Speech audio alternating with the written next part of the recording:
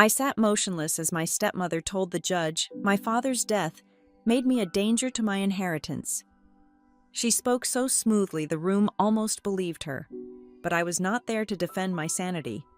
I came to expose who had been faking theirs for 10 months. When the judge slowly removed his glasses and stared directly at her, my family finally realized the cold truth. This hearing was never a trap for me. My name is Aurora Rivera.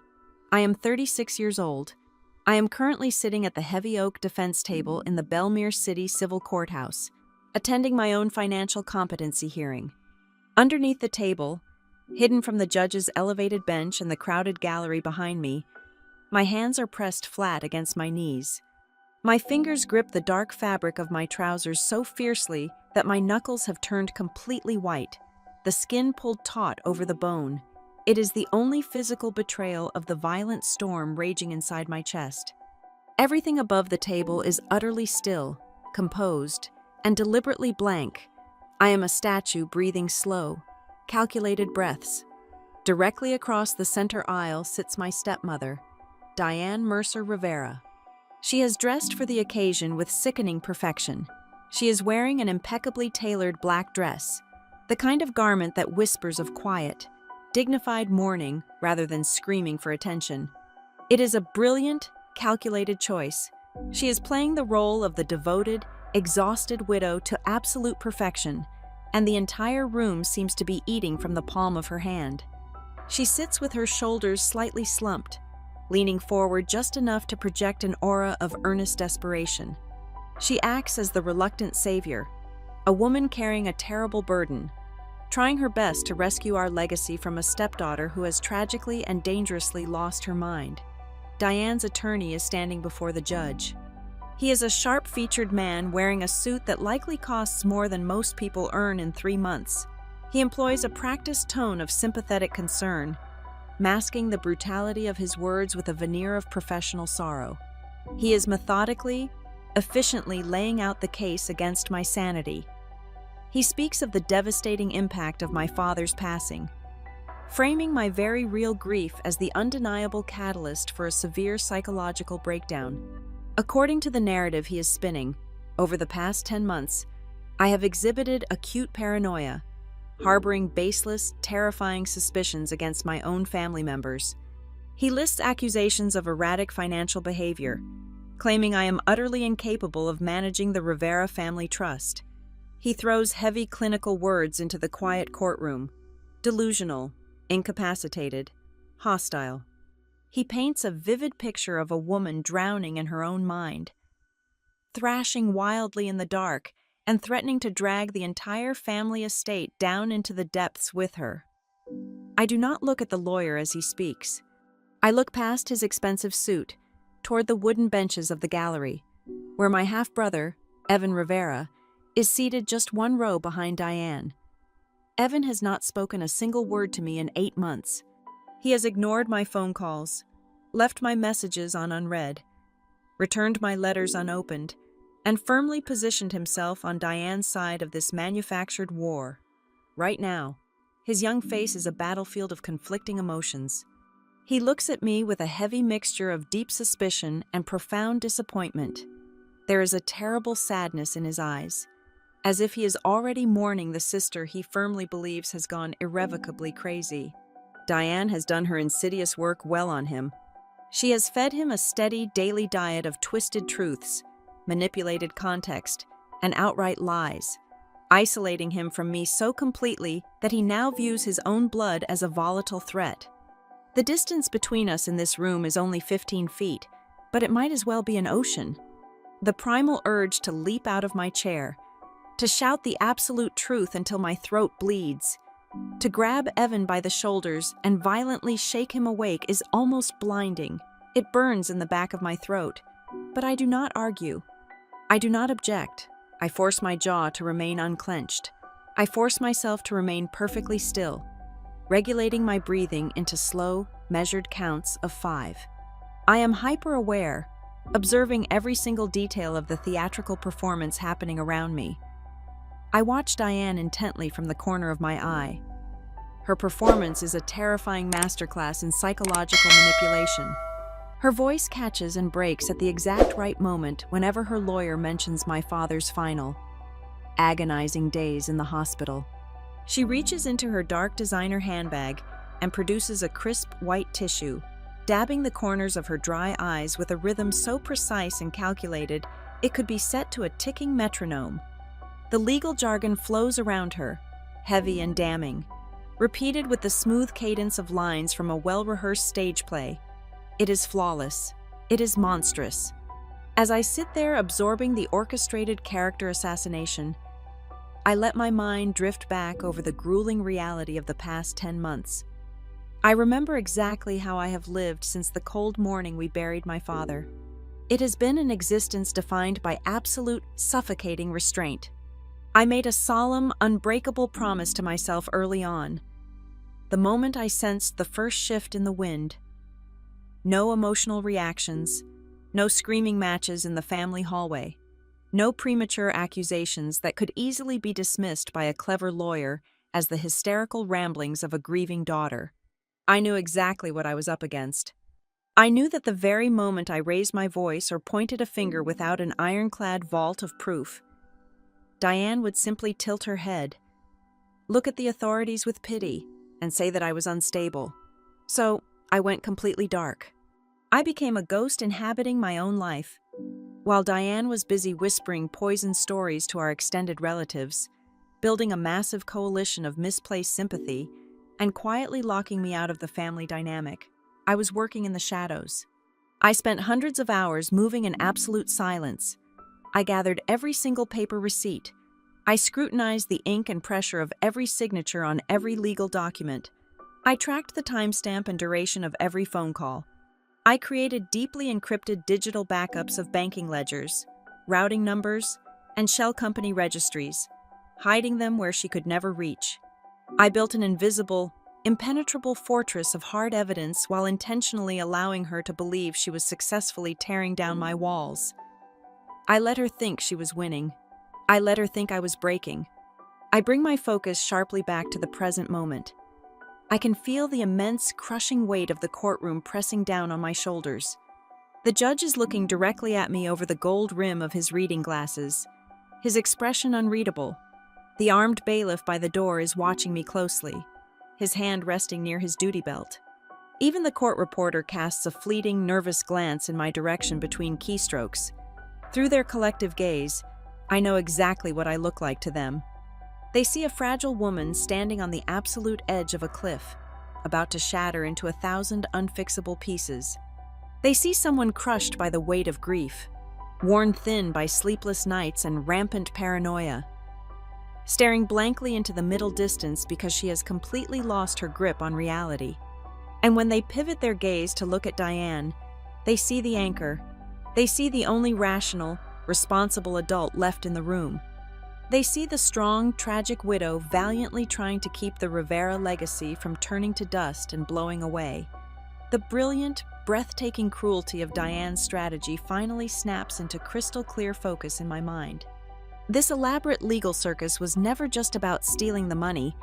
The money was the primary objective, certainly, but the method required to secure it involved something far more sinister.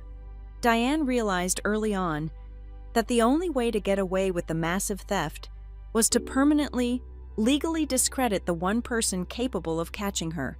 She needed to completely hijack my narrative. She needed to use the power of the state to strip me of my voice, so that when I finally stood up and shouted the truth about what she had done in the dark, the law would simply pat me on the head, dismiss me as a lunatic, and hand me a prescription bottle. She wants this court to stamp a permanent, official seal of approval on her lie. She is trying to turn her brazen theft into a noble rescue mission, and my horrifying truth into a documented medical delusion. The vast courtroom falls into a heavy, expectant silence. The attorney has finally finished his opening remarks, taking his seat with a look of grim satisfaction. Diane lowers her head, clutching her crumpled tissue against her chest. The judge shuffles the thick stack of papers on his elevated desk.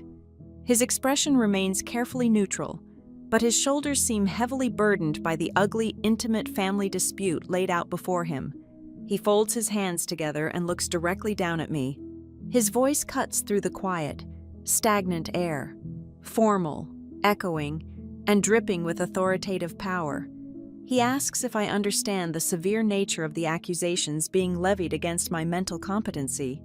He asks if I have anything to say in response to the petition before the court proceeds to hear the expert medical testimony designed to lock me away from my own life. I slowly release my death grip on my knees. The warm blood rushes back into my pale fingertips, a sharp, tingling sensation that fiercely grounds me in the physical world. I push my chair back. I stand up to my full height. I smooth the front of my gray suit jacket with deliberate care. I do not look at Diane, though I can feel her eyes burning into the side of my face.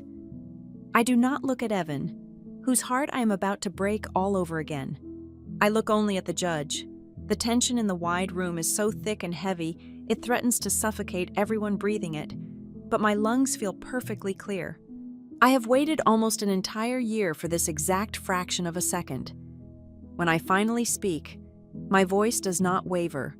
It does not tremble with unshed tears. It is not overly loud, but it is sharp, even, and chillingly calm, carrying effortlessly to every corner of the room. Yes, Your Honor. I do have a response, I say, letting the quiet words hang in the heavy air for a brief, agonizing heartbeat. But if this court truly wants to understand the story being told in this room today, we cannot start with my behavior over the past 10 months. We have to go back to before my father died. My father, Daniel Rivera, was not born into boardrooms or luxury. He was a man who built his entire life from the dirt up. He started his career in commercial infrastructure construction, spending his early 20s wearing heavy work boots and breathing in the dust of rising cityscapes. Through sheer force of will, countless sleepless nights, and an intellect that could read a city grid like a chessboard, he eventually founded his own private real estate development consulting firm. He named it Rivera Urban Transit Group. Under his leadership, the company grew into a formidable force in the industry. He was a pillar of stability, a man who believed that a solid foundation was the only thing that mattered, whether you were building a skyscraper or a family. But our family foundation cracked early. My biological mother passed away from a relentless, wasting chronic illness when I was still young. Her death stripped the warmth from our home. For years, the house felt entirely too large, echoing with a quiet, heavy grief that my father and I did not know how to articulate. We lived together in a state of silent survival, surrounded by empty rooms and the fading scent of her perfume. Then, many years later, Diane appeared. She did not force her way into our lives. She slipped in with the gentle, unassuming grace of a woman who knew exactly how to make herself indispensable. She was incredibly tactful, possessing an innate talent for organizing chaos and making a house feel alive again. She brought a new rhythm to our cold hallways. In those early years, she played the role of the flawless, dedicated wife with absolute perfection. She was the woman who memorized the exact timing of my father's daily vitamins. She orchestrated elaborate, warm birthday dinners that made him smile. She always knew the perfect, tasteful gift to present to his business partners. To the outside world, and for a long time to me, she appeared to be the miraculous force holding our recovering family together, preventing us from breaking apart. By the time Diane firmly established her reign over the household, I had already grown up and moved out. I lived in an apartment across the city, consumed by my own demanding career. I worked for a highly specialized private financial investigation firm named Halcyon Ledger Advisory. My daily reality was a grueling dive into the darkest corners of corporate finance. I spent my days tracing commercial fraud, tearing apart falsified tax returns, and hunting down hidden cash flows buried beneath dozens of corporate veils. My job was to find the lies that wealthy people tried to hide in their ledgers. I was trained to suspect everyone and trust nothing but the absolute math. It is a bitter irony that my expertise in uncovering deception became the very weapon Diane used to isolate me. She recognized my physical and professional distance and carefully manipulated it. She never shouted, and she never insulted me to my face. Her method was a slow, dripping poison. She would offer soft, sympathetic sighs to our relatives, casually mentioning that I was a child who only knew how to work. She painted me as cold and fiercely analytical, suggesting I was fundamentally incapable of understanding my father's emotional needs. She subtly planted the idea that I was never around when he felt his weakest, prioritizing my investigations over my own flesh and blood. While I was busy untangling foreign bank accounts, my younger half-brother Evan was living much closer to the family estate. Evan was highly susceptible to the environment Diane cultivated. He was constantly bathed in her carefully constructed version of reality, every single day. She fed him a steady diet of stories highlighting my supposed callousness. If I missed a Sunday dinner because of a massive fraud case, Diane would look at Evan with mournful eyes and say it was a shame I did not value family time. Evan absorbed every word. He began to view my demanding career not as an achievement, but as an active abandonment of our family. The true shift in our family dynamic began when my father started to lose his physical strength. He suffered 2 severe, consecutive hospitalizations within a span of 6 months. The doctors managed to stabilize him, and his mind remained as sharp and brilliant as it had always been, but his body was completely exhausted. The vibrant, imposing titan of industry was suddenly struggling to walk up the stairs without losing his breath. To cope with his profound fatigue, he gradually started handing over the mundane, daily household paperwork to Diane. It was a logical decision for a tired man. He wanted to clear his mind of utility bills, minor investment portfolio updates, and the general administrative clutter of running a large estate. I hated watching this transition happen. Every instinct I had honed at Halcyon Ledger Advisory screamed that surrendering financial visibility was a dangerous mistake. You never hand over the keys to the ledger without oversight. But I was trapped. I had absolutely no justifiable, concrete reason to object. On the surface, Diane was merely being a devoted, loving wife trying to ease the heavy burden of her ailing husband. She had never done a single tangible thing that crossed the line into verifiable misconduct. If I had spoken up, if I had demanded to audit the household accounts, I would have perfectly validated the exact narrative she was already spinning. I would have looked exactly like the paranoid, heartless daughter who cared more about control than her father's comfort. So, I forced myself to remain silent, swallowing my professional unease. The breaking point, the moment the invisible veil finally tore, arrived late in November. It was the last Thanksgiving we would ever spend with my father alive. The dining room of the estate was incredibly warm, filled with the rich scent of roasted turkey and the comforting hum of holiday conversation. After dinner, while the rest of the family was in the living room, I sat next to my father on the quiet sun porch. He looked frail, wrapped in a thick wool sweater, but he was smiling. We were making idle conversation when he suddenly leaned over and asked me a highly specific question about a trust account yield. It was an account he had personally structured 15 years ago to manage a small sector of municipal bonds. I froze. My father knew the mechanics of that specific account better than he knew the lines on his own hands. But the way he phrased the question was fundamentally wrong. The baseline numbers he casually referenced were entirely inaccurate, off by hundreds of thousands of dollars. He spoke with a mild, trusting confusion, completely unaware that the premises of his question were entirely fabricated. He sounded exactly like a man who had recently had his own finances explained to him by someone who was actively lying. In that exact fraction of a second, the comforting warmth of the holiday room vanished completely. The cheerful noise from the living room faded into a dull, terrifying ringing in my ears.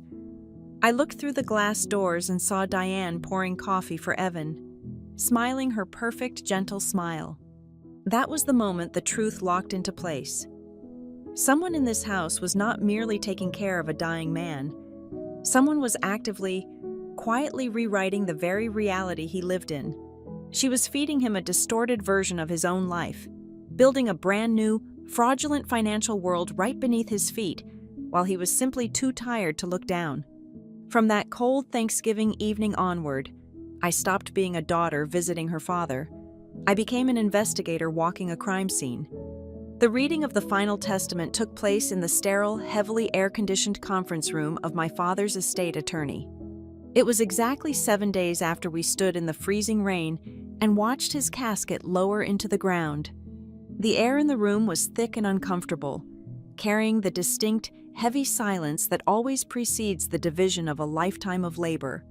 The attorney, a man with tired eyes and a perfectly pressed gray suit, sat at the head of the long mahogany table. He methodically broke the seal on the thick envelope and began to read the terms that would dictate the remainder of our lives. My father was a generous man, but he was also a builder. He understood structural integrity better than anyone, and he knew exactly where the load-bearing walls of his empire needed to be placed. The attorney announced that the core assets of the family trust, along with the absolute, unquestionable oversight of the investment portfolio, would be placed entirely under my control as the primary managing trustee. Diane was not left destitute, far from it. She was guaranteed lifelong residence in the sprawling family estate, a generous monthly allowance designed to comfortably maintain her current standard of living for decades, and a massive, immediate separate cash distribution. I watched her face when the attorney spoke those critical words. She kept her posture perfectly aligned.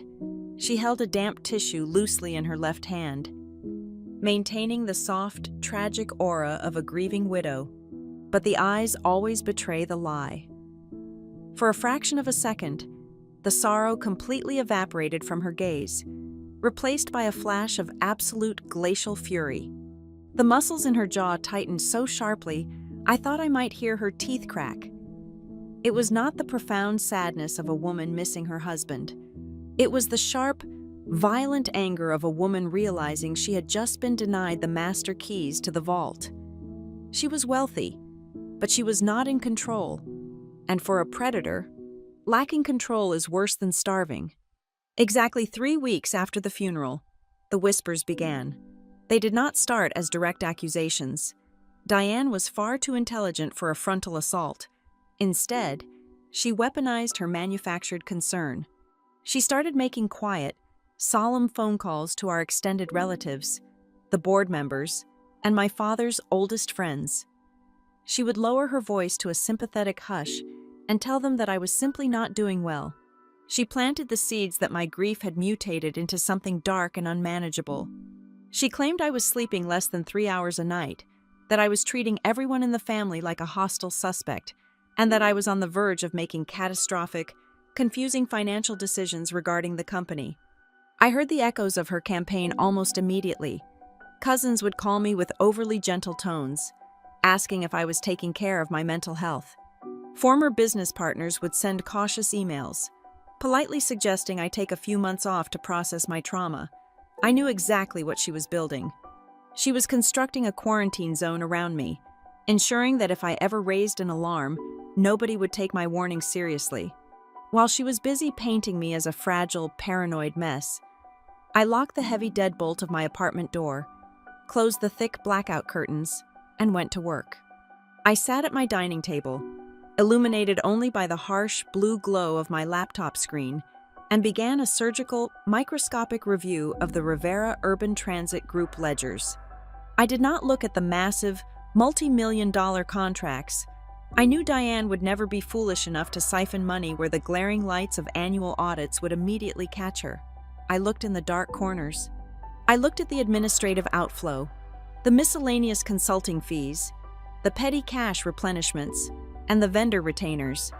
It took me 4 consecutive nights of burning through digital spreadsheets to spot the blood trail. It was a masterpiece of financial camouflage. I found a distinct pattern of small, rhythmic disbursements bleeding out of the operational funds. The payments were all carefully structured just below the standard threshold that would trigger an automatic internal review. There were hundreds of recurring transfers for amounts like $8,500 or $9,850. To a casual observer or a tired accountant simply matching totals, they looked like standard, unremarkable operational expenses. But to a forensic investigator, a deliberate pattern of structuring is as obvious as a loud siren. I isolated the outgoing transfers and followed the money. The funds were flowing outward to three entirely unfamiliar corporate entities. Their names were perfectly bland, designed to sound completely legitimate and boring: North Creek Civic Partners, Vail Harbor Holdings, and Lattice Grant Solutions. I pulled the public registration records for all three entities. The cold reality of the theft began to solidify in my hands. All three companies were empty shells.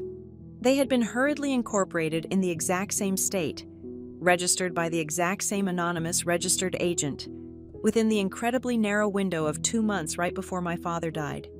I dug deeper, utilizing the proprietary investigative databases I had access to through my firm. I searched for anything that would justify their existence. There were no real, signed consulting contracts on file. There were no documented acceptance protocols for services rendered. There were no listed employees, no payroll taxes, and no physical operating addresses other than a single shared post office box in a strip mall 3 states away. The only things these companies produced were beautifully formatted, legally flawless invoices, billing my father's firm for vague services like strategic urban analysis and logistical compliance consulting. But tracing a shell company is only half the battle. The true objective is finding the person holding the bucket at the end of the pipeline. I spent another 48 hours meticulously tracking the routing numbers, bypassing the immediate destination banks and pulling the secondary transfer logs. The money from North Creek, Vail Harbor, and Lattice did not stay in their respective accounts. Within 24 hours of receiving a payment from my father's company, the funds were swept out and consolidated. They all flowed directly into a single, private, high-yield investment account. When my secure terminal finally unmasked the primary account holders of that final destination, all the air abruptly left my lungs. The room started to spin. I had to grip the edges of my wooden dining table to keep myself anchored. The joint account was registered under 2 names. The first name was Diane Mercer Rivera. The second name was Russell Dane. I stared at the glowing letters until they burned into my retinas. I knew exactly who Russell Dane was. He was the owner of a mid-sized commercial renovation company. My father had hired him a few years ago to handle the remodeling of several minor lobby spaces in our downtown properties. He was a man who used to drink coffee in our kitchen, a man who shook my father's hand and asked about his health. The sickening rush of adrenaline in my veins was not just about the money anymore. It was not even about the sheer audacity of the infidelity. The true mind-altering horror was the timeline. This financial infrastructure, these shell companies, the joint investment account, it had all been established while my father was still breathing.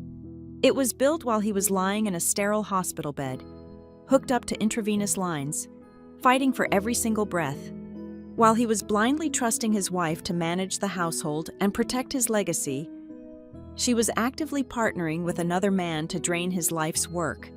They were building their future retirement fund using the money my father bled for, right while they waited for his heart to finally stop beating. The immediate, blinding urge was to burn the entire world down. I wanted to print the ledgers, drive straight to the family estate, kick the front door open, and throw the undeniable proof directly into Diane's face. I wanted to scream the truth to Evan, to the board of directors, to every single person who had bought into her saintly widow routine. I wanted to ruin her immediately, but my professional training brutally overpowered my raw grief. I stopped my hand before I could even reach for my car keys. I took a deep, shuddering breath and forced myself to look at the board objectively. If I struck right now, I would lose everything. If I suddenly burst out of my apartment shouting about a secret affair and waving a stack of complicated, unauthorized bank traces, I would be playing exactly the role she had cast for me. Diane would simply look at the chaotic papers, look at my exhausted, furious face, and she would gently tell everyone that the pressure had finally broken my mind. She would claim the documents were fabricated, a desperate, sad delusion concocted by a grieving stepdaughter who hated her. The board would recoil, the family would pity me, the police would tell me it was a civil matter, and Diane would quietly accelerate the theft, hiding the remaining assets before anyone could legally compel her to stop. She wanted a reaction. She needed me to strike early, wildly, and without legal authority. So, I made the hardest, most excruciating decision of my entire life. I decided to completely suppress every single human instinct screaming inside of me. I closed the laptop. I deleted my search history. I gathered the printed documents and locked them inside a fireproof safe hidden in the back of my closet. I chose absolute, suffocating silence. If Diane wanted everyone to believe that her smear campaign was working, if she wanted them to think I was a broken, useless, retreating shadow of a woman, I was going to give her exactly what she wanted. I was going to let her feel incredibly safe. I would play dead, entirely, until the very moment she stepped directly into the trap she thought she was setting for me. Diane shifted the battlefield from the quiet corners of country club dining rooms directly into the sanctity of my brother's home. She escalated the game with terrifying precision. The hushed whispers were no longer enough. She needed to manufacture an active crisis. She began calling Evan in the dead of night. I only knew this because Evan, completely manipulated and genuinely terrified for our family legacy, would leave me frantic voice messages the following day. He told me Diane was calling him at 2 or 3 in the morning, her voice trembling with perfectly calibrated anxiety. She fed him stories of catastrophic professional failures on my part. She claimed I had forgotten to authorize crucial vendor payments, that I was completely ignoring urgent emails from our tax attorneys, and that I had missed high-stakes board meetings without a single word of explanation. She painted a vivid, horrifying picture of a company teetering on the absolute edge of a federal audit because the woman at the helm had entirely lost her grip on reality. The true evil genius of her strategy lay in the evidence she provided him. Diane did not just expect Evan to take her word for it. She supplied him with a carefully curated alternate reality. She forwarded him email chains where my responses were deliberately sliced in half. A perfectly rational, forceful demand for clearer accounting would be cut down to look like a confused, paranoid rant. She showed him printed screenshots of text messages with the opening context completely cropped out, leaving only my frustrated replies hanging in a void.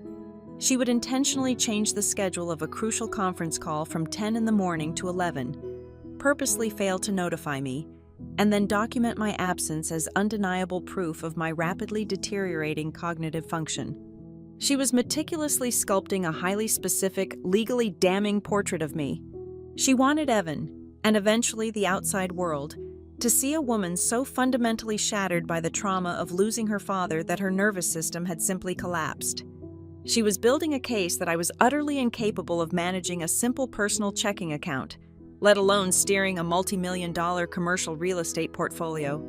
My first, burning instinct was to fight back with everything I possessed. I wanted to storm into Evan's house, throw the unedited server logs onto his coffee table, and shake him until he saw the truth. I wanted to call every single family member and expose her meticulous lies. But my years of investigating corporate psychopaths had taught me one vital, unforgiving lesson. A desperate, defensive target looks exactly like a guilty or unstable target. If I reacted with fury and wild accusations, I would give her exactly the reaction she was trying to provoke. So, I chose a different path. I embraced the pathetic role she had written for me. I began to actively, physically play the weak, broken victim she desperately needed me to be. It was the most exhausting performance of my entire life. When I was forced to attend mandatory family gatherings, I made sure I looked the part. I slept poorly on purpose to ensure the dark circles under my eyes were genuine. I wore wrinkled blouses. I let my shoulders slump forward, carrying the physical posture of a defeated woman. I spoke in soft, hesitant tones, letting my sentences trail off without finishing them. I actively avoided any direct eye contact and entirely refused to engage in any conflict. During one particularly tense Sunday dinner, the psychological warfare reached a boiling point. Diane subtly challenged a minor financial decision I had made regarding routine property maintenance, presenting a flawed argument designed to make me look incompetent in front of our visiting cousins. Normally, I would have deployed my usual arsenal of facts, figures, and contract clauses to dismantle her argument in seconds. Instead, I forced my heart rate to slow down. I looked at her. then looked down at my plate. I simply stopped talking in the middle of a sentence. I shook my head, rubbed my temples as if fighting a massive migraine, and quietly excused myself from the dining room without defending my position at all. As I walked down the long hallway, I could feel her triumphant gaze burning into my back. I gave her the absolute, intoxicating satisfaction of watching me surrender. I let her believe, down to the marrow of her bones, that my spirit was completely broken and that she had already won the psychological war. But the truth was entirely different. While I was projecting utter defeat in the daylight, my nights were consumed by a relentless, cold-blooded digital excavation inside the locked, silent walls of my apartment. I was not falling apart. I was building a guillotine. I established a multi-tiered, deeply encrypted evidence storage system that would survive any legal subpoena she might try to throw at me. I routed every single piece of data through off-site servers located in different global time zones. I took physical photographs of hardware access screens. I downloaded massive, raw server logs that documented exactly who was logging into the company portal, from what internet protocol address, and at what specific hour of the night. Most importantly, I used specialized forensic software to crack open the hidden layers of the documents she was forging. I extracted the invisible metadata buried deep inside standard portable document formats and scanned signature files. That metadata was the smoking gun. It told the true, undeniable story, revealing the exact dates and times those documents were originally created, when they were modified, and the specific user accounts that saved them. The data proved, beyond a shadow of a legal doubt, that her critical authorizations were generated weeks after the dates stamped on their faces, and long after my father had lost the physical ability to hold a pen. I knew my own expert analysis, no matter how thorough, would not be enough for a skeptical judge. It would be framed as a biased attack by a bitter stepdaughter. I needed unimpeachable, third-party verification, working entirely off the grid, communicating only through secure, encrypted messaging protocols on a prepaid burner phone. I quietly hired 2 elite specialists. The first was a highly sought-after forensic document examiner. The second was an independent digital forensic analyst who usually worked on federal cybercrime cases. Neither of them had any public or professional connection to me, to Halcyon Ledger Advisory, or to my family. I paid their exorbitant retainer fees using a detached private bank account I had maintained since my college days, an account Diane did not even know existed. I needed absolute ghosts. I needed professionals whom Diane could never trace, bribe, intimidate, or discredit. They began processing the massive data packets I sent them, slowly and meticulously building an ironclad fortress of empirical evidence. Then, the fatal blow finally landed. It did not come in the form of another vicious rumor or a doctored email chain. It arrived on a rainy Tuesday evening, delivered by a tired process server who knocked heavily on my apartment door. He handed me a thick, yellow manila envelope. Inside was a formal legal petition filed with the city civil court. Diane had officially filed for emergency temporary financial guardianship. I stood alone in my narrow hallway, reading the thick legal document as the sound of the rain pounded against my windows. I felt the blood turn to absolute ice in my veins. The legal language was clinical, precise, and entirely devastating. She was formally, legally accusing me of displaying severe signs of mental instability and cognitive decline following the traumatic death of my father. She was aggressively petitioning the court to step in and strip me of all my legal rights to access, manage, or oversee any aspect of the Rivera family trust. Staring at the raised, official seal of the court stamped on the first page, a terrifying, crystalline realization washed over me. The scale of her ambition was breathtaking. This was never just a simple smash-and-grab robbery. Diane did not just want to steal the money and run. She wanted the American legal system to officially, permanently brand me as an incompetent lunatic. She understood the endgame better than I had ever given her credit for. She knew that if I eventually found the missing funds and brought the hard evidence to the authorities, it would be her word as the grieving widow against my word as the disgruntled stepdaughter. But if she won this guardianship hearing, my word would legally cease to exist. If a judge declared me mentally unfit, every single true thing I said about her bizarre financial transactions, her fraudulent shell companies, and her secret lover would be instantly dismissed. The police, the board of directors, and my own brother would look at my mountain of evidence and simply see the tragic, paranoid delusions of a profoundly sick woman. She was trying to legally weaponize my own grief to bury the truth in a padded cell forever. I walked slowly into my dark living room and dropped the heavy legal petition onto my desk. I opened my laptop, but I did not type in my password. I just sat in the dark and stared at the black, glossy screen. The monitor acted as a dark mirror, reflecting the pale, exhausted lines of my face. The woman staring back at me looked exactly like someone who had been pushed to the absolute brink of human endurance. But behind those tired, dark eyes, there was a cold, unyielding fire that Diane could not see. I knew exactly what I had to do next. My initial urge was to fight the petition immediately, to file an aggressive counter-motion and try to have the case dismissed in the preliminary stages. But doing so would require me to show her my hand. It would warn her that I was fully prepared, lucid, and armed with forensic experts. I could not afford to scare her away now. I had to let her commit completely to her own lie. I slowly pushed the lid of the laptop down. The quiet click echoed loudly in the empty, silent room. Sitting there in the dark, I made my final, terrifying decision. I would not hire an aggressive defense team to stop Diane from walking into that courthouse. I would not block the legal door she was trying to force open. Instead, I would hold that door wide open for her. I would let her walk right in. I would let her walk so deeply into the trap of her own arrogant making that when the jaws finally snapped shut, she would never be able to find her way back out. The psychological warfare escalated into a formal legal onslaught when her legal team introduced their hired gun. They retained a forensic consulting psychiatrist named Dr. Alan Wexler. He was the kind of expert witness who made a very lucrative living telling courts exactly what the paying party wanted to hear. The most astounding fact was that Dr. Wexler had never once sat in a room with me. He had never evaluated my cognitive state, never asked me a single question about my grief, and never reviewed my actual medical history. Instead, he built an entirely damning psychological profile based solely on a carefully curated package of garbage provided by my stepmother. She handed him a few disjointed voicemails where I sounded exhausted, alongside several heavily redacted email chains where my professional frustration was framed as irrational anger.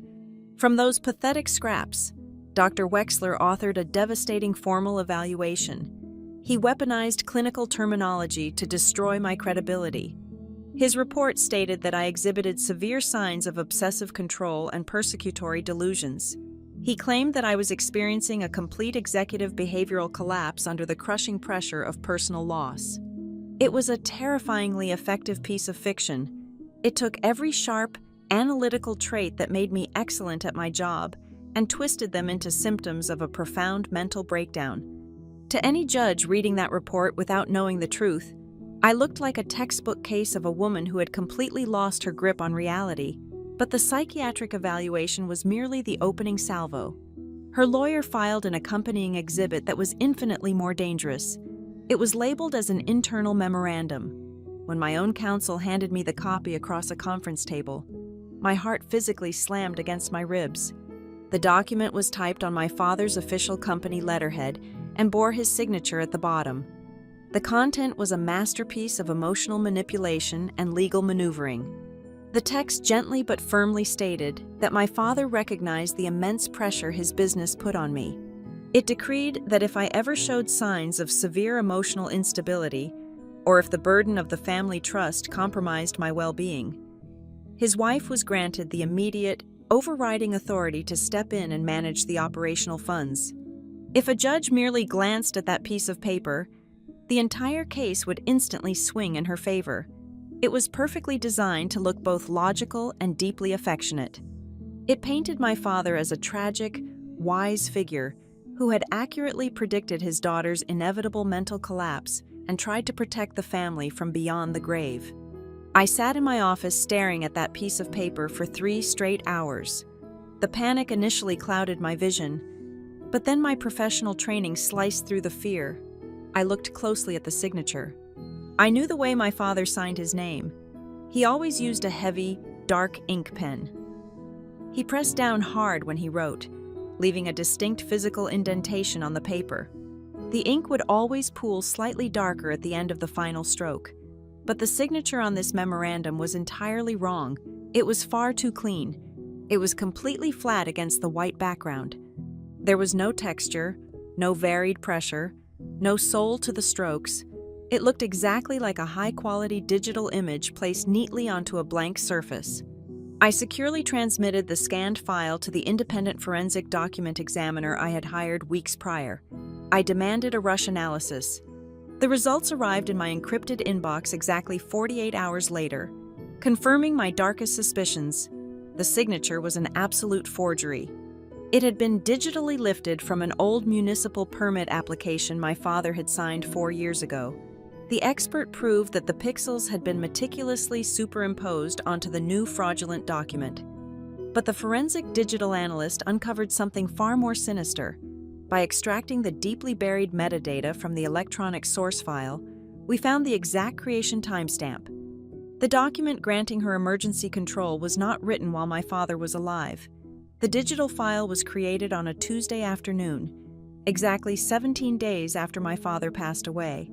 Every instinct screamed at me to file an immediate emergency injunction. Standard legal practice dictated that I should expose the forgery right then and there, aggressively moving to strike the document and have her attorney sanctioned for submitting fabricated evidence, but I forced myself to stop. I realized that if I played my hand too early, I would only prove her point. I would look frantic and combative. More importantly, she might withdraw the petition, claim ignorance about the forgery, and find a different way to steal the estate.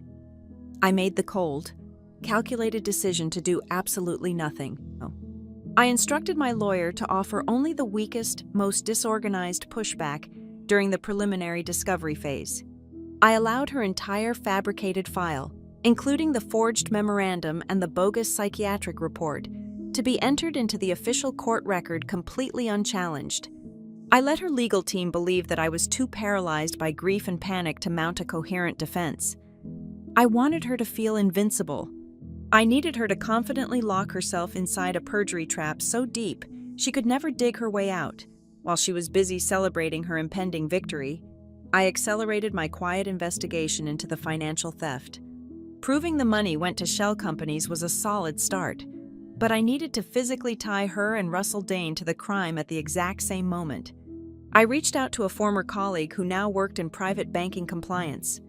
It took immense persuasion and calling in every favor I had, but I eventually secured a set of printed still images taken from a security camera at a boutique wealth management branch. The timestamps on the grainy photographs perfectly aligned with the exact dates the fraudulent shell companies were incorporated. The images clearly showed my stepmother and Russell walking into the bank lobby together. They were captured, sitting side by side at a private banker's desk, reviewing paperwork and signing the documents required to open the joint investment account that was currently swallowing my father's legacy. The money trail did not simply end in that investment account. I spent another week tracking the outbound wire transfers. The funds were being washed and sent to a property management firm located 2 states away. I managed to acquire a copy of a residential lease agreement for a massive, high-altitude luxury apartment. The lease was signed exclusively by Russell. However, the automated monthly rent payments, totaling $12,000 a month, were being drawn directly from an account entirely funded by the stolen corporate money.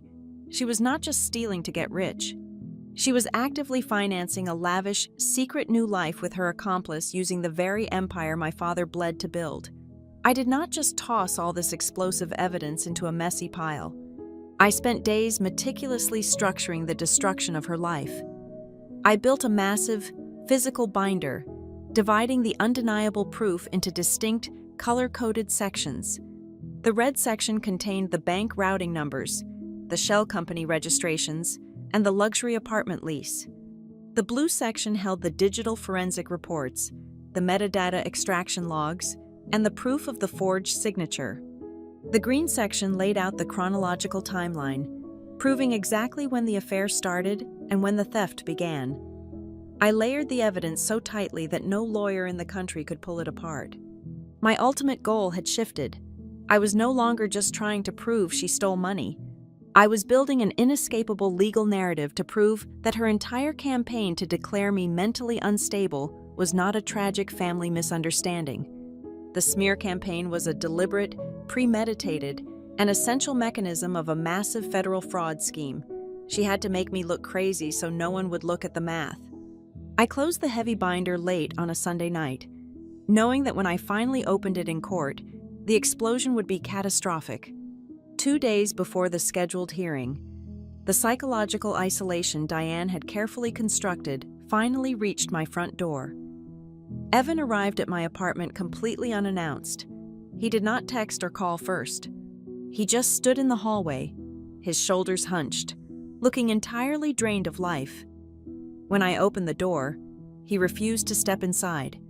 He remained on the threshold, staring at me with a look of profound, agonizing pity that made my stomach physically turn. "Are you doing this to yourself?"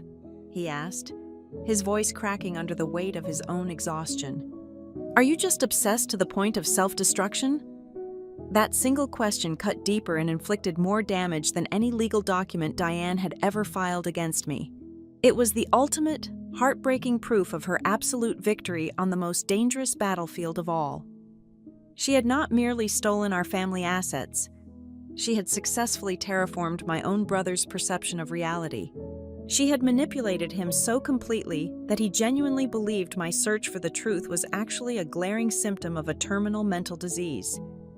He was looking at his older sister and seeing a dangerous stranger. My hand tightened around the edge of the doorframe. The massive fireproof safe containing the meticulously organized, color-coded evidence binders was sitting in my bedroom closet, barely 30 feet away. All I had to do was grab his arm, pull him inside, spin the combination lock, and show him the shell company registrations, the forged signature metadata, and the luxury apartment lease. I could cure his manipulated pain and clear my name in exactly 5 minutes, but I knew the unforgiving rules of the psychological war Diane was playing. If I brought Evan into the fold right now, before the evidence was officially entered into the court record under oath, Diane would immediately spin it against me. She would undoubtedly call his phone within the hour, hear the sudden shift in his tone, and instantly file an emergency police report, claiming I was aggressively manipulating my vulnerable younger brother to support my paranoid delusions. She would accuse me of holding him emotionally hostage, further cementing her narrative that I was a danger to the family. I could not risk giving her that highly explosive ammunition. So, I forced my hand to stay glued to the doorframe. I swallowed the bitter, acidic taste of complete isolation. I looked straight into my brother's terrified eyes and offered him nothing but a cryptic, emotionally detached directive. "When we get into that courtroom on Tuesday," I said, keeping my voice entirely flat and devoid of any defensive emotion, "do not look at my face. Just look at the papers." I closed the door before he could say another word, leaning my forehead against the cool, solid wood as the sound of his footsteps slowly faded down the carpeted hallway. The night before the hearing, I sat entirely alone on the floor of my living room. All the lights were turned off. The only illumination came from the amber glow of the street lamps bleeding through the window blinds. I was no longer reviewing my legal strategy or memorizing statutory codes. The trap was already set, the hinges oiled and waiting. Instead, I found myself opening the locked audio vault on my secure mobile device. I began playing the saved voicemails my father had left me during the final 8 months of his life. I sat in the dark and just listened to his breathing. I listened to the subtle, tragic degradation of his vocal cords as the months progressed. And then, buried deep within a seemingly mundane message recorded on a Thursday afternoon 4 months before he died, I heard a specific sentence I had completely brushed past when I first received it. "Hey, kiddo," his gruff voice crackled softly through the small speaker. "Just calling to check in. Diane sure likes to handle a bit too much for me lately. I think she's just worried, but I need to get back to the office soon to look at the ledgers." My breath caught sharply in my throat. I immediately reached for my laptop, booting it up and bypassing the complex security protocols on his archived corporate email server. I dug past the sent folders and the primary inbox, diving straight into the automated backup files of his deleted drafts. I was hunting for any digital footprint matching the timeline of that specific voicemail. It took me nearly 3 hours of relentless searching, but I finally found it. It was a highly fragmented, unsent email addressed directly to his primary corporate attorney. It contained only 2 distinct sentences. It read that he needed to immediately adjust the trust access protocols following the corporate restructuring we executed early in the year. It explicitly stated his desire to require immediate dual authorization for any operational fund transfers exceeding $10,000. He never finished typing the document. He never pressed the send button. This discovery was not a standalone piece of legal evidence. It would never hold up in a court of law against the forged memorandum Diane had expertly produced. But for me, sitting in the absolute silence of my dark apartment, it was a massive, heart-shattering revelation. My father had known. His legendary, razor-sharp business instincts had not completely failed him at the end. He had felt the unnatural, creeping shift in the household dynamics. He had sensed Diane aggressively overstepping her boundaries, and he had actively tried to build a financial firewall to stop her from bleeding his company dry. But his physical body had simply run out of time. He was far too weak to finish building the armor. The profound pain that washed over me in that moment was entirely different from the burning anger of being robbed. It was the devastating, crushing guilt of terrible timing. My father had desperately tried to take a step back from the woman poisoning his life, but he could not move fast enough to escape her reach. And I, the specialized investigator who made a highly lucrative living hunting corporate liars, had arrived at the undeniable truth months too late to save him while he was still breathing. That devastating realization hardened the cold fire inside my chest into something absolute, heavy, and unbreakable. When the sun finally rose on the morning of the hearing, I did not feel exhausted. I felt surgically precise. I walked deliberately to my closet and pulled out a simple, dark gray suit. It was the most severe, structured piece of clothing I owned. I did not wear a single piece of jewelry. I applied absolutely no color to my lips or cheeks. I pulled my hair back into a tight, unforgiving knot at the base of my neck. Diane was preparing to walk into that courtroom dressed as the fragile, tragic, weeping victim. I needed to present the exact opposite visual narrative to the judge. I wanted to look exactly like the cold, undeniable truth. The truth does not put on a theatrical performance. The truth does not weep or beg for misplaced sympathy. The truth does not shatter into pieces under immense pressure. It simply stands there, unmoving and silent, and waits patiently for the lies to crash against it and break. I packed the meticulously organized, color-coded evidence binders into a heavy, reinforced leather briefcase. The sheer volume of the compressed paper made the bag incredibly dense. It weighed well over 20 pounds. I carried it out to my car and drove across the city to the Belmere Civil Courthouse in complete, unbroken silence, leaving the radio completely off to preserve my focus. When I finally pushed my weight against the heavy wooden double doors and entered the courtroom, the atmospheric pressure in the room immediately shifted. Diane was already seated comfortably at the plaintiff table, wearing her elegant, tailored black dress, whispering softly and confidently to her expensive attorney. Evan was sitting in the gallery directly behind her, staring rigidly at the floorboards. I walked straight down the center aisle. My low heels clicked against the polished hardwood floor with a steady, rhythmic, and unhurried cadence. I reached the defense table, placed my briefcase on the wood, and unlatched the heavy brass locks. I reached inside and pulled out the massive, consolidated evidence binder. I stepped forward and handed it across the wooden partition to the court clerk, requesting it be officially logged into the preliminary record. The binder was so incredibly thick and heavy that the veteran clerk actually fumbled for a second. She had to drop her pen on the desk and use both of her hands to brace the massive weight of the paper against her chest. The loud, heavy thud of the binder hitting the clerk's desk echoed sharply through the quiet. tense room, at that exact sound, Diane immediately stopped whispering. She slowly turned her head and stared directly at the massive stack of paper resting on the desk. For the very first time since the day my father died, the flawless mask of the confident, sorrowful widow slipped. Just for a fraction of a second, I saw a sharp, involuntary twitch in the corner of her left eye.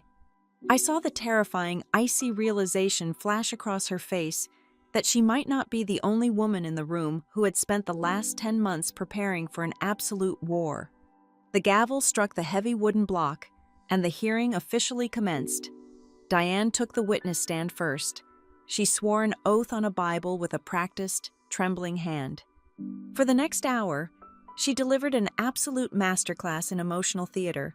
She did not raise her voice. She spoke in the hushed, exhausted tones of a woman who had given everything she possessed to a dying man. She detailed the agonizing daily routine of my father's final months. She talked about organizing his complicated medication schedule at 6 in the morning, driving him to endless oncology appointments at 2 in the afternoon, and sitting awake by his bedside through the darkest hours of the night. She wove a narrative that painted her as the absolute emotional and physical anchor of our family. Then, she carefully contrasted her profound devotion with my cold presence. She described me sweeping into the house on random Sunday evenings, carrying nothing but thick leather binders full of spreadsheets. She told the judge I rarely asked how my father felt, focusing only on what the latest quarterly financial projections looked like. She weaponized my natural professional detachment, making it sound like clinical, unfeeling sociopathy. Her attorney stepped up to the podium to cement the narrative. He was a master of the backhanded compliment. He openly acknowledged that I was an exceptionally gifted financial investigator. He praised my intellect for the court record, but, he argued, brilliant minds are often the most fragile. He stated that my specific skill set, hunting corporate fraud, anticipating deception, and tearing apart complex financial structures, was exactly what made me so incredibly dangerous to myself and my family after experiencing a massive trauma. He argued that I had taken the profound, messy grief of losing a parent and forced it into the only framework I understood: a criminal investigation. To validate this damaging theory, he called Dr. Alan Wexler to the stand. The psychiatrist wore a tailored tweed jacket and spoke with a soft, authoritative academic cadence that immediately put the gallery at ease. Wexler testified that, based on his extensive review of my communications, I exhibited a textbook inability to compartmentalize. He claimed my grief had rapidly metastasized into severe paranoia. He told the judge that I had a distinct, documented tendency to view every minor domestic deviation as a grand, malicious conspiracy. According to his expert medical opinion, I had completely lost the vital cognitive ability to distinguish between the cynical suspicions required for my profession and the mundane reality of my own grieving family. The fatal blow of their presentation came when her lawyer introduced an audio exhibit. He pressed a key on his laptop, and my own voice suddenly echoed through the high ceilings of the courtroom. It was a voicemail I had left for my father late one evening, several months before he passed away.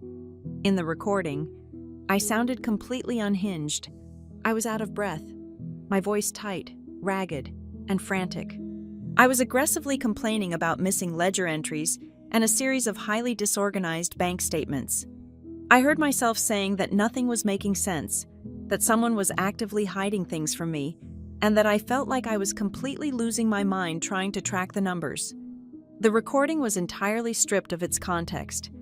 It was originally a frustrated rant about a highly complex, disorganized corporate client I was investigating at my firm. But played here, in this quiet room, immediately following the clinical diagnosis from Wexler, it sounded exactly like a woman actively suffering a paranoid psychological breakdown regarding her own family estate. The physical shift in the courtroom was immediate and devastating. The heavy wooden benches in the gallery creaked loudly as the spectators collectively leaned toward Diane's side of the aisle. I heard harsh, judgmental whispers rippling through the rows behind me. I looked at Evan. My younger brother had dropped his chin completely to his chest, unable to even look in my direction. He looked utterly crushed, thoroughly convinced that his sister was broken beyond repair. Diane seized the moment flawlessly. She pulled a crisp white tissue from her purse and gently dabbed the corner of her eye, whispering audibly to her attorney about how deeply it broke her heart to do this to the stepdaughter she had always tried to treat as her own flesh and blood. The judge turned his attention to the defense table. The look in his eyes was heavy with professional pity. He expected me to stand up and shout. He expected a tearful, desperate denial, or perhaps another frantic, paranoid outburst that would perfectly validate the psychiatric evaluation he had just heard. I stood up slowly. I smoothed the front of my dark gray suit. I did not shed a single tear. I did not raise my voice to defend my sanity. I did not immediately launch into a wild accusation about her secret lover or the hidden luxury apartment. The time for the killing blow had not yet arrived. I needed to systematically dismantle the foundation of their trap first. I looked directly at the judge and stated that I wished to cross-examine the plaintiff's expert witness. Dr. Wexler returned to the stand, looking slightly annoyed by the inconvenience. I walked out from behind the defense table, holding nothing but a single thin legal pad. I kept my posture perfectly rigid and my voice completely devoid of emotion. Dr. Wexler, I began, my tone as flat and clinical as a steel scalpel.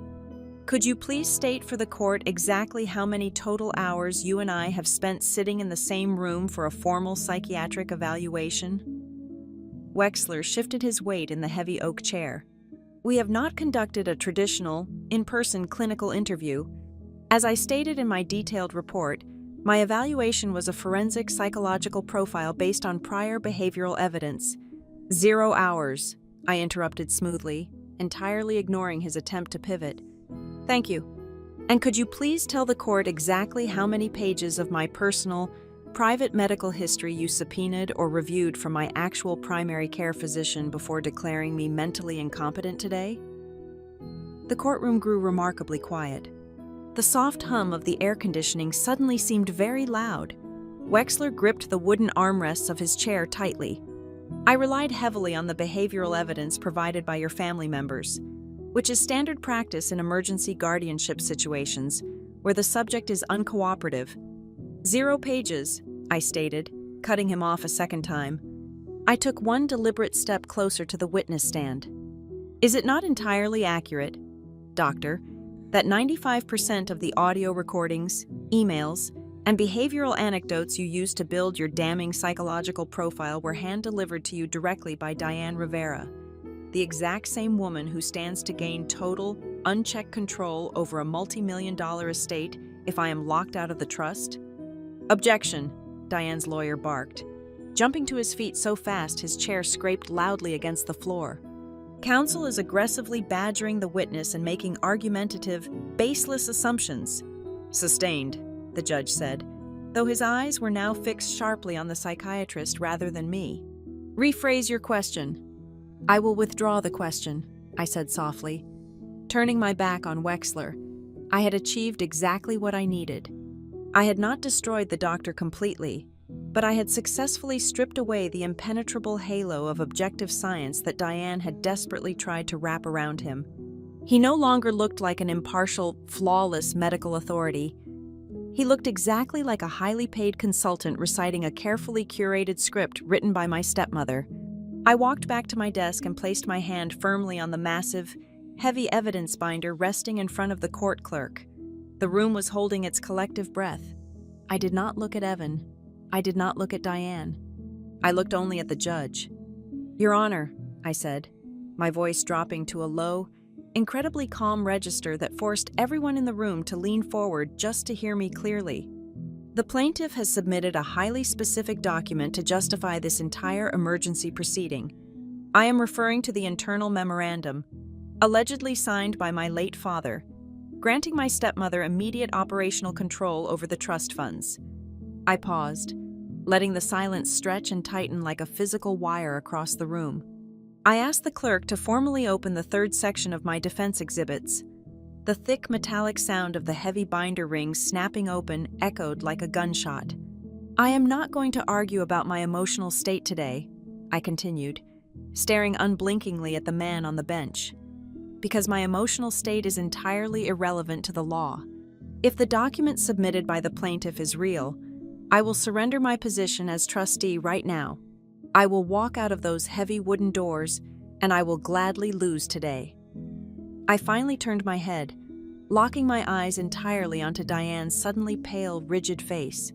"But," I said, the cold, absolute certainty in my voice freezing the air in the room, "if the forensic evidence proves that this document is a complete forgery, then this entire hearing is no longer a tragic story about protecting a grieving family. It is a hostile, calculated corporate takeover, built entirely on fabricated paperwork."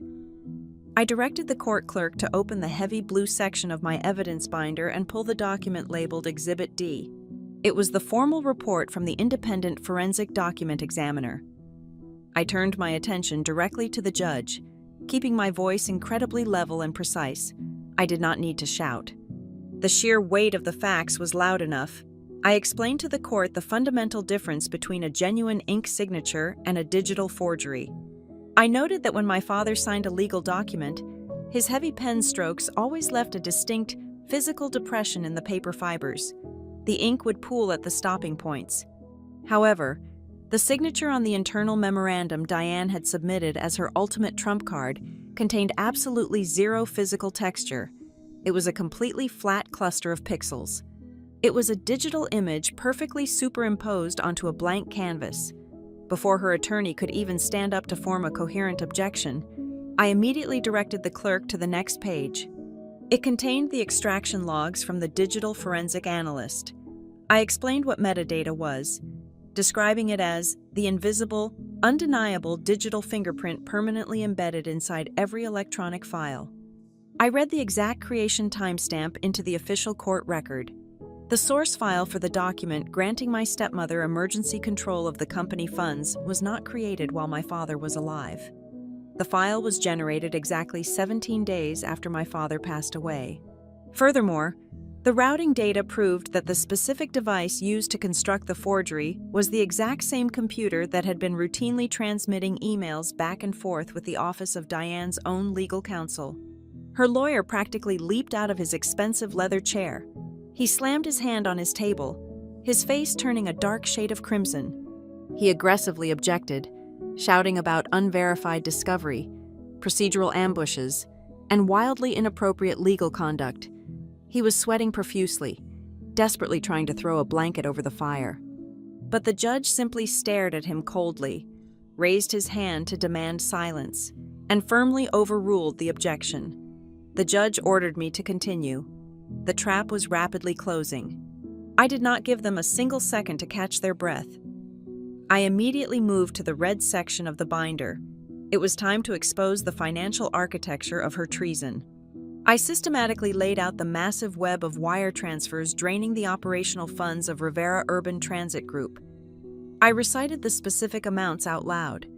I spoke of transactions for $8,500, $9,200, and $7,900. I demonstrated how dozens of these small, calculated payments were routed directly into the accounts of the 3 newly minted shell companies. Then, I connected the most damning chronological thread. I presented a confidential email log showing exactly when Diane had secretly discovered the contents of my father's amended will. She had learned, months before his death, that he was stripping her of her primary financial authority and placing the core trust entirely under my control. I matched the date of her discovery with the state incorporation records. Exactly 48 hours after she realized she was going to lose the keys to the kingdom, the 3 shell companies were officially registered. She had begun preparing to steal his legacy the very moment she realized she could no longer legitimately control it. Her attorney tried to interject again, arguing weakly that there was absolutely no physical evidence connecting his client to those abstract corporate entities. That was the exact moment I introduced the visual proof. I asked the clerk to display the high-resolution security photographs obtained from the private wealth management bank. The images were undeniable. They clearly showed Diane sitting in the bank lobby, completely lucid and deeply engaged in signing the deposit slips for the master investment account where all the stolen corporate money was being heavily consolidated. I followed the photographs with the technical network logs. I proved that the Internet Protocol addresses used to digitally authorize the fraudulent wire transfers belonged directly to the private wireless router located inside Diane's own home. She was not a passive beneficiary. She was the active, operating architect of the theft. I waited for the shocked murmurs in the gallery to reach a chaotic peak before I dropped the first massive anchor. I formally announced the name of the man sitting next to her in the bank photographs. It was Russell Dane. I turned slightly, ensuring my voice carried to the rows of extended family members sitting behind the wooden partition. I reminded them of her exact words from the funeral. She had sworn to everyone that Russell was merely an old commercial contractor who used to fix the plumbing in my father's office buildings. But the signed documents resting on the judge's desk proved he was her intimate partner in a highly orchestrated federal embezzlement scheme. The second surprise I delivered was designed to completely shatter any lingering illusion of her humanity. I did not just show that they were stealing money to buy an out-of-state luxury apartment. I wanted the court to see exactly how deeply she had betrayed her dying husband. I produced a certified bank requisition form drawn directly from the stolen funds. I explained that a massive withdrawal of $55,000 had been wired directly to an elite, private boarding school located on the opposite side of the country. The payment had absolutely nothing to do with corporate business, and it certainly had nothing to do with my father's expensive medical care. That stolen money was used to pay the annual tuition for Russell Dane's teenage son, while my father was lying in a hospital bed, fighting agonizingly for every single breath. Diane was actively using his life's work to finance a brand new, secret family she was building behind his back. The perfectly manicured rhythm of Diane's performance collapsed entirely. She lost her breath. Her hands, which had been dabbing delicate, manufactured tears just 20 minutes ago, were now gripping the edge of the heavy wooden defense table so fiercely that her arms were violently shaking. She stared at the binder as if it were a venomous snake. I looked past her and saw Evan. My younger brother snapped his head up so fast it looked painful. He stared directly at his mother. The profound devastation written across his young face was absolute and completely heart-wrenching. He looked at her as if she were suddenly speaking a terrifying, demonic language he could not comprehend. Everything she had whispered to him in the dark, every vicious lie she had fed him about my sanity, every document she had convinced him was real, it all incinerated right in front of his eyes. The entire courtroom fell into a suffocating, paralyzed silence. The judge, the bailiff, the court reporter, and the gallery finally understood the terrifying reality of the situation. This was no longer a tragic, emotional dispute over an inheritance. This was a highly sophisticated, multi-layered criminal enterprise. My reputation, my career, and my very sanity were simply the first structural columns she had decided to ruthlessly demolish to clear her path. But I still had not played my final card.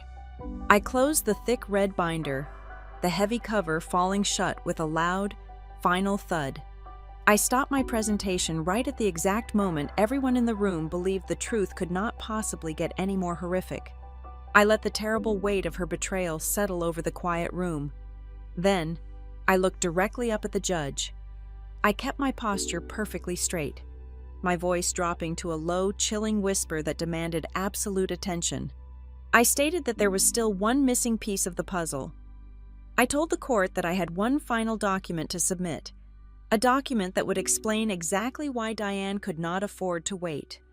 It would explain the terrifying, hidden reason why she had desperately rushed into this courtroom today, attempting to legally erase my mind before the end of the month. I reached into the final section of my briefcase and pulled out a certified, sealed envelope. I did not give the opposing counsel even a fraction of a second to recover from the shock of the boarding school revelation. I needed to keep the pressure absolute and unyielding. I handed the envelope to the court clerk and explained that while my stepmother had been incredibly meticulous about laundering the stolen cash through shell companies, she had made a fatal, arrogant mistake regarding her daily digital communications. She had assumed that because my father was deceased, his personal devices were completely irrelevant. She had forgotten about the automatic cloud synchronization protocols tied to their shared household cellular account. Operating under a strictly authorized digital subpoena, my independent forensic team had recovered a massive archive of deleted text messages that had mirrored onto my father's dormant cloud server. I asked the clerk to read the highlighted transcripts into the official record. The words echoed through the silent courtroom, utterly devastating in their casual cruelty. The first message was sent from Diane to Russell Dane late on a Tuesday night, exactly 3 weeks after my father's funeral.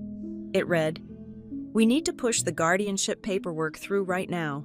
You have to accelerate the timeline before she gets a chance to open all the corporate ledgers and see the outgoing transfers." The second message, sent 2 days later, was the undeniable blueprint of her entire malicious campaign. It read, "I am talking to the lawyers tomorrow. We just need to find a doctor who will put it on paper that she is completely unstable. If she looks crazy, nobody will ever look at the bank accounts." Her attorney leaped out of his chair as if the leather had suddenly caught fire. His face was slick with panic sweat. He slammed his fist on the table, shouting at the top of his lungs.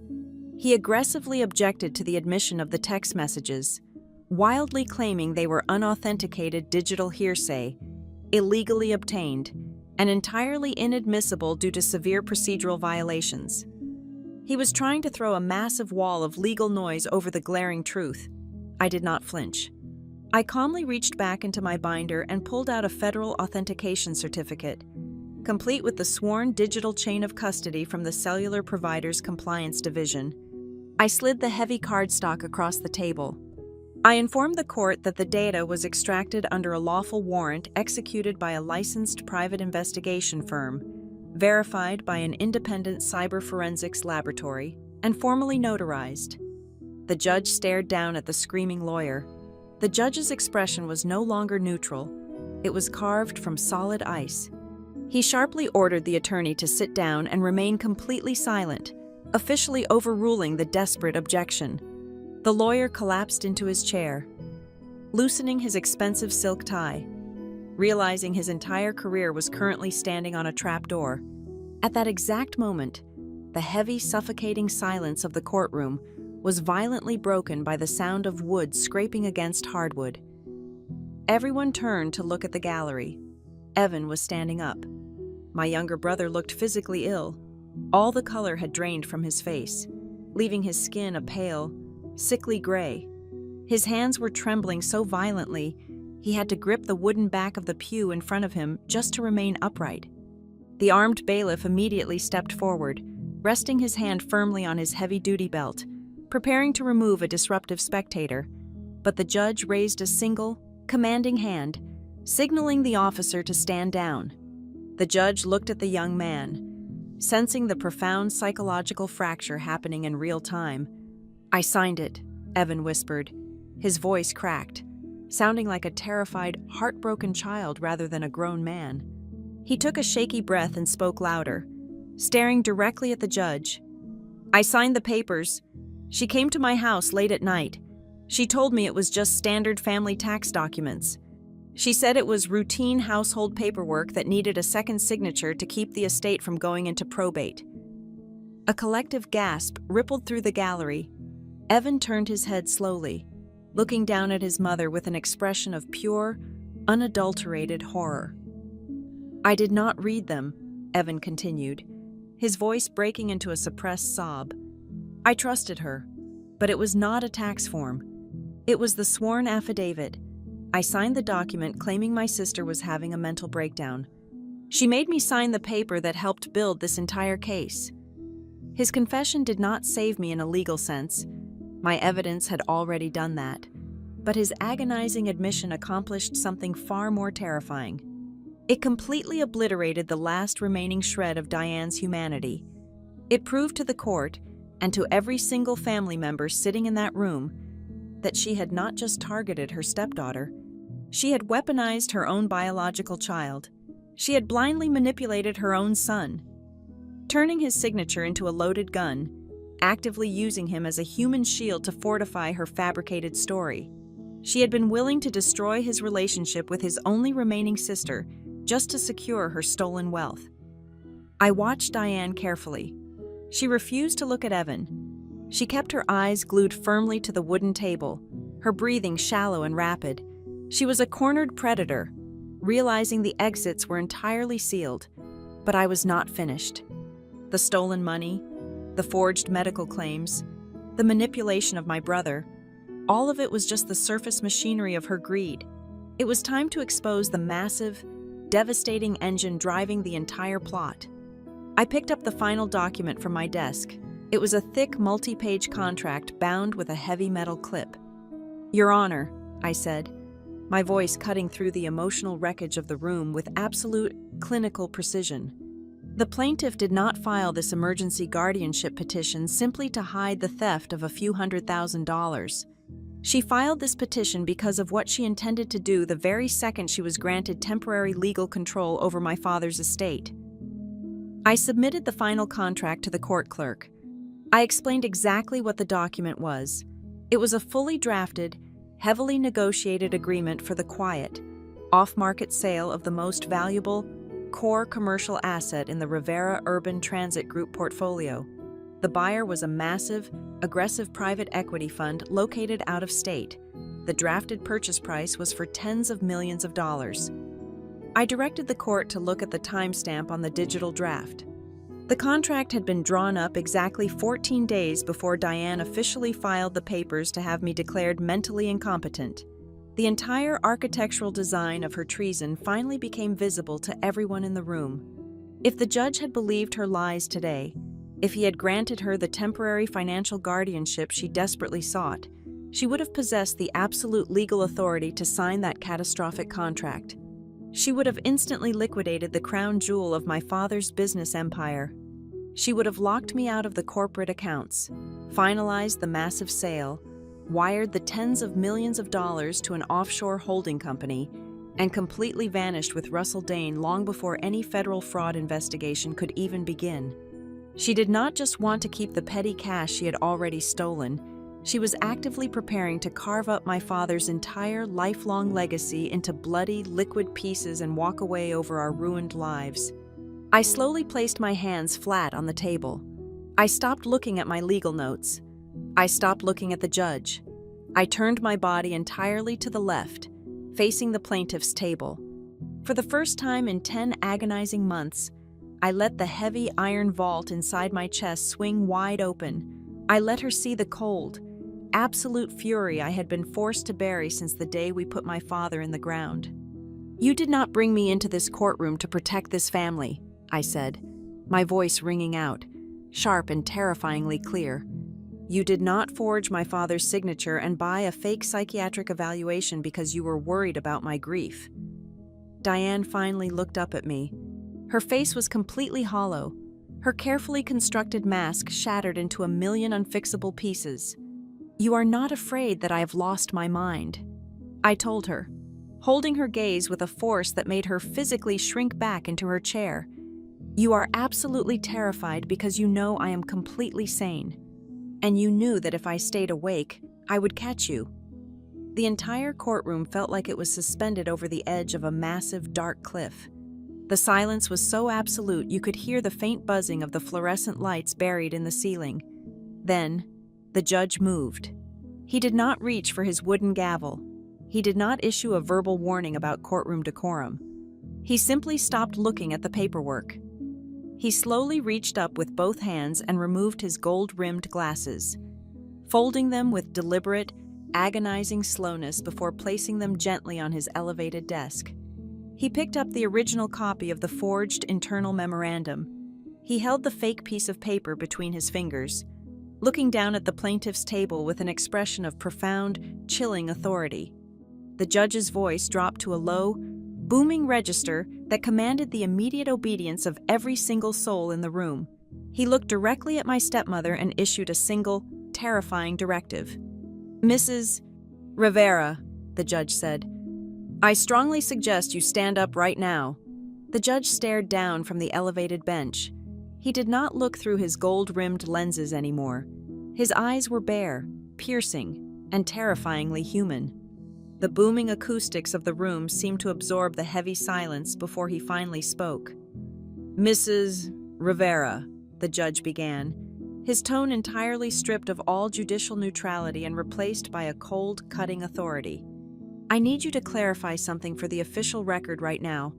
Do you actually want this court to believe you are desperately trying to save your family? Or do you simply need this court to legally cover up your own catastrophic criminal actions? Diane recoiled physically as if she had been struck. She desperately attempted to pull her shattered mask back into place. She widened her eyes, pressing her trembling hand to her chest in a pathetic pantomime of deep, wounded offense. She opened her mouth to speak, to spin one final web of sympathetic lies. But the judge was no longer watching a theatrical performance. He was actively reading a heavily documented crime scene. He ruthlessly laid out the intersecting timelines right in front of her face.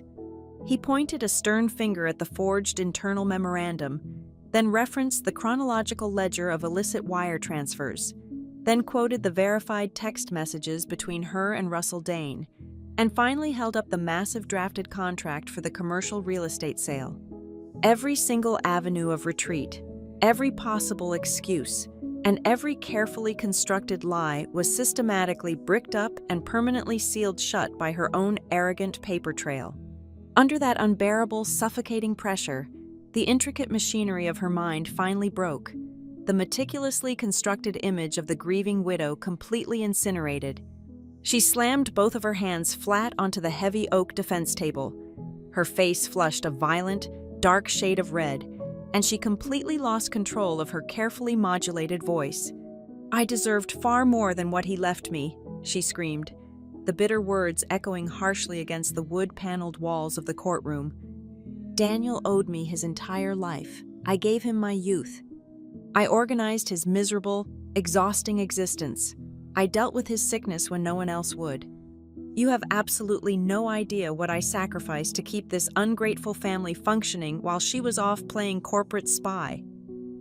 With those few, venomous sentences, the final illusion evaporated into the cold air. There was no longer a devoted wife burdened by sudden tragedy standing in that room. There was only an entitled, deeply arrogant woman who genuinely believed that her mere presence in our household granted her the divine right to rewrite legal ownership, to manipulate the absolute truth, and to destroy the honor and sanity of anyone who dared to stand in her way.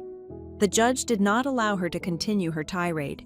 He struck his wooden gavel with a force that sounded like a rifle shot. He immediately and entirely dismissed the emergency financial guardianship petition with extreme prejudice, but the hammer of justice did not stop falling there. He formally ordered the court clerk to transfer my entire physical binder of evidence, detailing the forged legal documents, the corporate embezzlement, and the highly organized multi-state federal fraud scheme, directly to the appropriate district attorney for immediate criminal prosecution. He issued an emergency, binding order to freeze all connected bank accounts, immediately locking down the joint investment portfolio and the offshore routing numbers she had planned to use for her escape. He then turned his unforgiving gaze toward Diane's attorney. The lawyer was sweating profusely, his career flashing before his eyes. The judge explicitly ordered the man to prepare a separate, formal legal defense explaining his exact role in submitting a fabricated document to a court of law.